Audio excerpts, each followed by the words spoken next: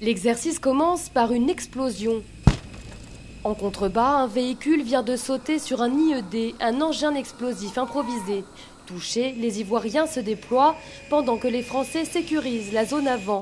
Sur le terrain, dans le Nord Mali, ces soldats seront probablement sénégalais ou ghanéens, des troupes qui seront ravitaillées par les Ivoiriens.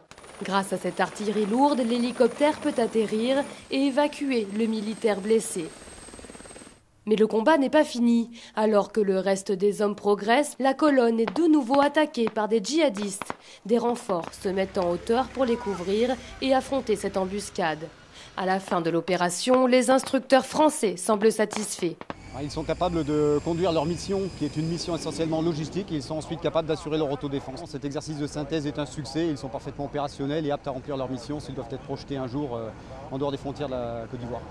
Une réussite aux yeux de l'armée française qui forme les forces républicaines de Côte d'Ivoire depuis la fin de la crise. Et vous pouvez donc être confiants, vous, soldats des FRCI, alors qu'une nouvelle page de l'histoire de votre pays va s'écrire grâce à vous. Votre déploiement est bien plus qu'un symbole. Il est un espoir pour chacun. Et, si j'en juge par ce que nous avons vu aujourd'hui, vous serez au rendez-vous.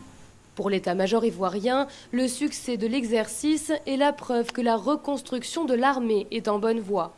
Nous avons voulu qu'il soit là-bas le porte-flambeau de la Côte d'Ivoire, en respectant toutes les consignes, en particulier en respectant les droits internationaux humanitaires. Il reste encore quelques jours de formation pour les 200 soldats ivoiriens avant leur déploiement au Mali à la fin du mois d'avril.